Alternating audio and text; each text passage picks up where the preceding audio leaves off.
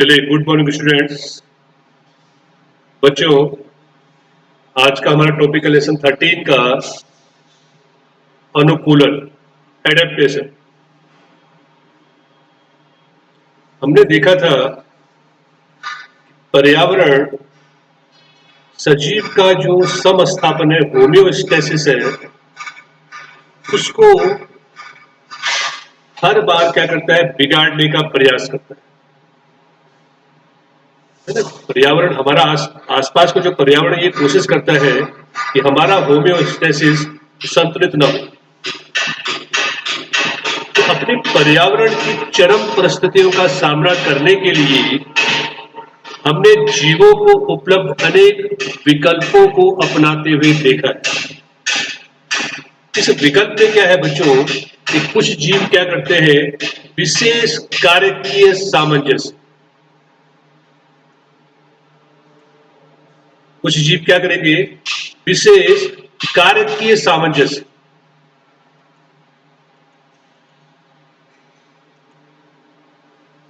द्वारा अनुक्रिया करने में समर्थ होते हैं। कुछ जीव क्या करेंगे, कार्यकीय सामंजस्य द्वारा अनुक्रिया करने में समर्थ होते हैं। कुछ व्यावहारिक अनुक्रिया करते हैं।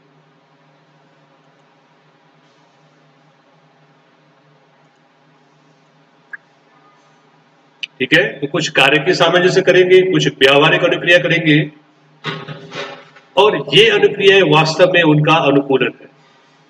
चाहे वो कार्यकीय सामंजस्य करे, चाहे वो व्यावहारिक सामंजस्य करे, ये वास्तव में बच्चों क्या है, ये अनुकूलन ही है।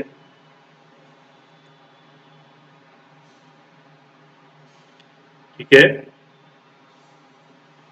अब अनुकूलन की परिभाषा इस प्रकार से दे सकते हैं कि यह जीव का कोई एक ऐसा गुणधर्म है, चाहे आकारिकी हो, चाहे कार्यकी हो, चाहे व्यावहारिक हो, जो उसे अपने आवास में जीवित बने रहने और जनन करने के योग्य बनाता है। यह है अनुकूलन की परिभाषा। जीवों का ऐसा गुणधर्म आकारिकीय, कार्यकीय, व्यावहारिकी, जो उसे अपने आवास में जीवित बने रहने और जनन करने के योग्य बनाता है, उसे अनुकूलन कहते हैं। अनुकूलन ऐसा नहीं है, एक दिन की घटना नहीं है, एक महीने की घटना नहीं है, एक साल की घटना नहीं है। अनुकूलन लंबे समय की विकास यात्रा के बाद विकसित हुई, और ये अनुकूलन बच्चों आनुवांशिक रूप से स्थिर होते चले गए। ठीक है, जैसे जल का बाह्य स्रोत न होने पर उत्तरी अमेरिका के मरुस्थल में जो कंगारू चूहे थे, पानी है ही नहीं, बाह्य स्रोत है ही नहीं पानी का, वे जल की आवश्यकता को कैसे पूरा करने के लिए अनुकूलित हो गए। ये क्या करते हैं कि अपनी जो आंतरिक वसा है उसका ऑक्सीकरण करते हैं। हमें पता है कि वसा का ऑक्सीकरण होगा, एक अणु वसा का अगर ऑक्सीकृत होता है तो 3 पानी के अणु मुक्त होते हैं। बाहर पानी नहीं है और बिना पानी के चूहा जीवित रह नहीं सकता है। तो कंगारू चूहे ने क्या किया बच्चों, उसने एक नया अनुकूलन धारण किया। उसने उसके शरीर की जो वसा थी उसका ऑक्सीकरण किया, उसमें से पानी मिला, और उस पानी से उसने क्या किया, अपने पानी की जो कमी थी उसको पूरा किया। दूसरा, उसने अपने मूत्र को सांद्र स्वरूप में बाहर निकाला, यानी सांद्र स्वरूप में मूत्र बाहर निकालने की क्षमता विकसित कर। उत्सर्जी पदार्थों को हटाने के लिए पानी का आयतन उसने कम से कम कर दिया। ये क्या है, ये अनुकूलन, प्राणियों का अनुकूलन। ये प्रैक्टिकल में भी आएगा। मरुस्थलीय पौधे बच्चों, अगर आप मरुस्थलीय पौधे को देखेंगे जहां पानी बहुत कम है या बिल्कुल होता ही नहीं है, वहां अगर वनस्पति को देखें तो पत्तियों की जो सतह है उस पर मोटी उपत्वचा होती है, क्यूटिकल होती है। रंध्र, जो स्टोमेटा होते हैं वो सनकन अंदर धस जाते हैं।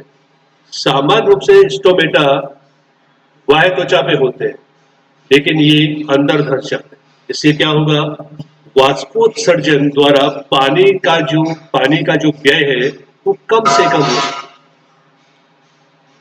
मरुस्थलीय पौधों में बच्चों प्रकाश संश्लेषण का एक तीसरा पथ होता है जिसे CAM कहते हैं, क्रेजुलेशियन एसिड मेटाबॉलिज्म। और इस पथ में क्या होता है, इनके जो पर्णरंध्र होते हैं वो दिन के समय बंद होते हैं और रात के समय खुल जाते हैं। क्योंकि रात को तापमान कम होता है तो वाष्पोत्सर्जन नहीं होता, लेकिन गैसों का विनिमय हो जाता है। ठीक है, मरुस्थलीय पौधों में क्या क्या अनुकूल लिखोगे? पत्तियों की सतह पर मोटी उपत्वचा, स्टोमेटा गहरे गर्त में व्यवस्थित होते हैं जिससे वाष्पोत्सर्जन द्वारा पानी की हानि को कम से कम किया जा सके। प्रकाश संश्लेषण के लिए CAM पथ अपनाते हैं जिस कारण से इनके रंध्र जो है वो दिन के समय बंद रहेंगे और रात के समय खुल जाएंगे। कुछ मरुस्थलीय पादप जैसे ओपुन्सिया, नागफनी, कैक्टस, इनकी वो जो पत्तियां कांटों में बदल जाती। अगर पत्तियां कांटों में बदल गई तो पौधे के लिए भोजन कौन बनाएगा?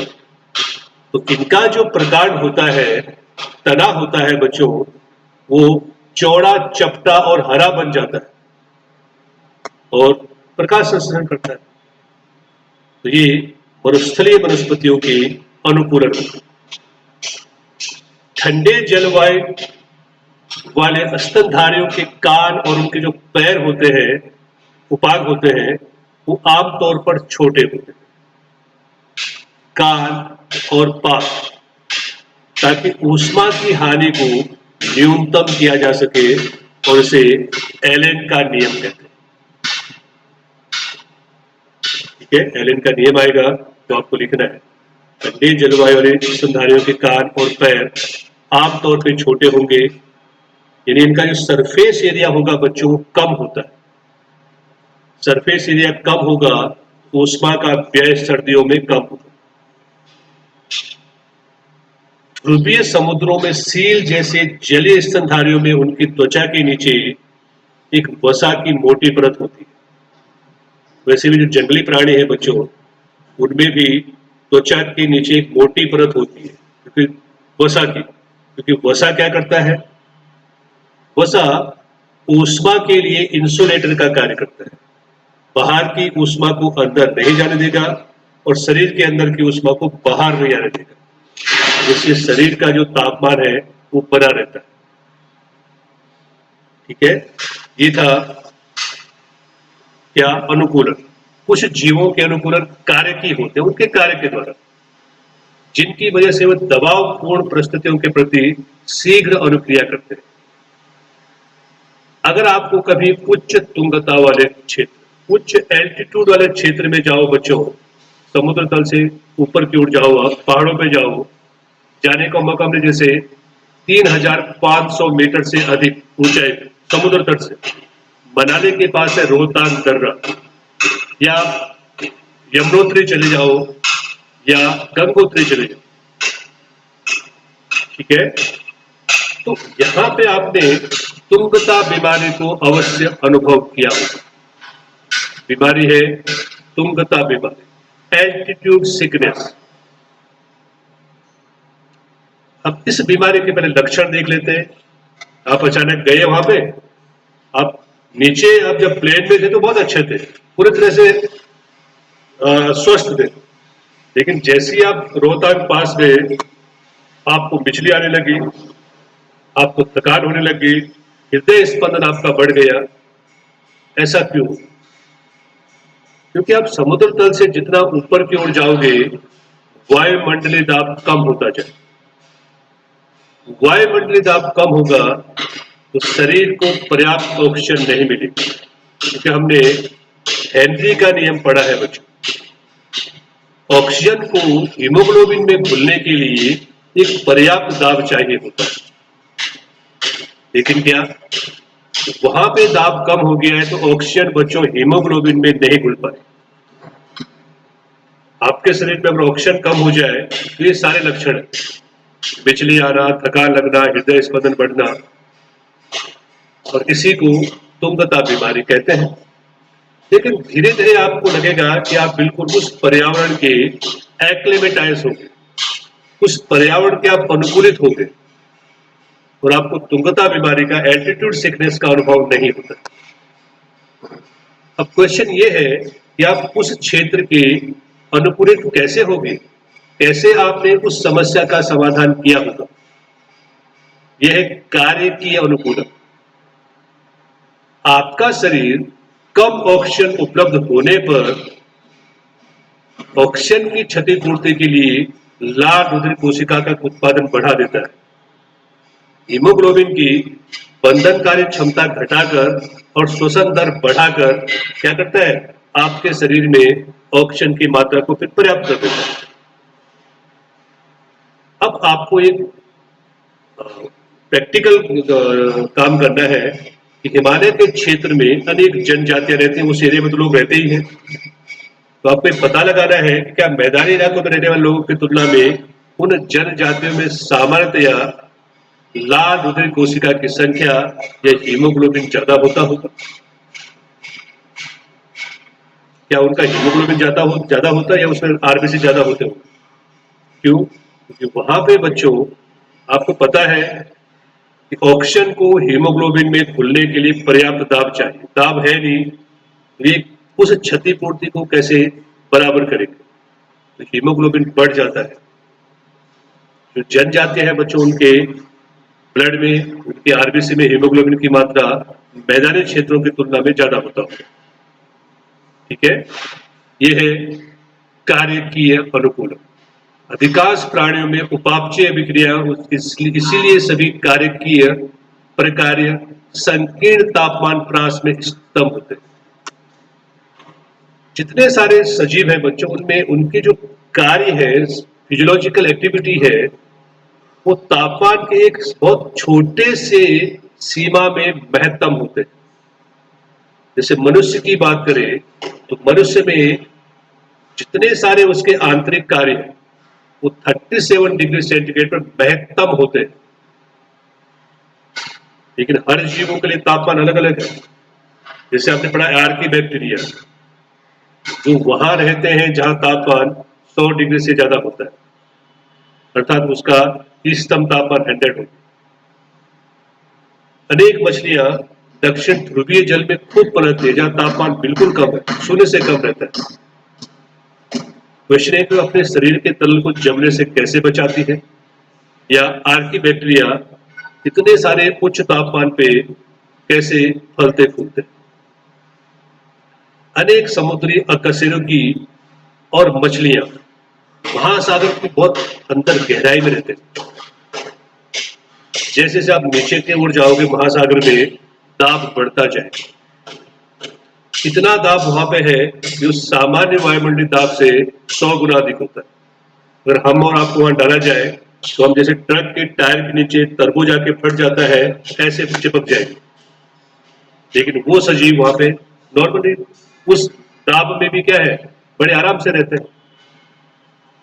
ऐसे जबरदस्त दाब को ये कैसे सहन कर लेते हैं? क्या उनमें कोई विशेष एंजाइम होते हैं जो उच्च दाब पर कार्य करते हैं? ऐसे चरम पर्यावरणीय परिस्थितियों में रहने वाले जीव जैव रासायनिक अनुकूलों का मोहक क्रम विन्यास दर्शाते हैं। यह है जैव रासायनिक अनुकूल। ठीक है, कुछ जीव अपने पर्यावरण में होने वाले परिवर्तनों का सामना करने के लिए व्यावहारिक अनुक्रियाएं करते हैं। स्तनधारी अपने आवास के उच्च तापमान से निपटने के लिए जो कार्य की योग्यता होती है, मरुस्थल की छिपकलियों में इस योग्यता की कमी है, लेकिन वे व्यावहारिक साधनों द्वारा अपने शरीर के तापमान को क्या करते हैं, स्थिर बनाए रखते हैं। जब उनका तापमान सुविधा स्तर से नीचे चला जाता है तो वो धूप सेक कर ऊष्मा अवशोषित कर लेते हैं। जब परिवेश का तापमान बढ़ने लगता है तो छाया में चले जाते हैं। ये व्यवहार है। कुछ जातियों में भूमि से ऊपर की ऊष्मा से बचने के लिए ये मिट्टी में बिल खोदने की क्षमता रखते हैं। बच्चों, ये था अनुकूल। तो आज का जो टॉपिक है वो अनुकूलन, आकारिकीय, कार्यकीय और व्यावहारिक। किस प्रकार से कौन सा जीव अनुकूलन धारण कर रहा है। वो मरुस्थलीय जो प्राणी है, जैसे कंगारू चूहा है उसका अनुकूलन क्या है, मरुस्थलीय वनस्पतियों का अनुकूलन क्या है, जो ठंडे जलवायु में रहते हैं उनका अनुकूलन क्या है, गुंगता बीमारी क्या है, कैसे ओवरकम करते हैं इससे। इसके अलावा तापमान, ठीक है, दाब और व्यावहारिक अनुक्रिया। बच्चों आज आपको ये तैयार करना है, बाकी करेंगे नेक्स्ट लेक्चर।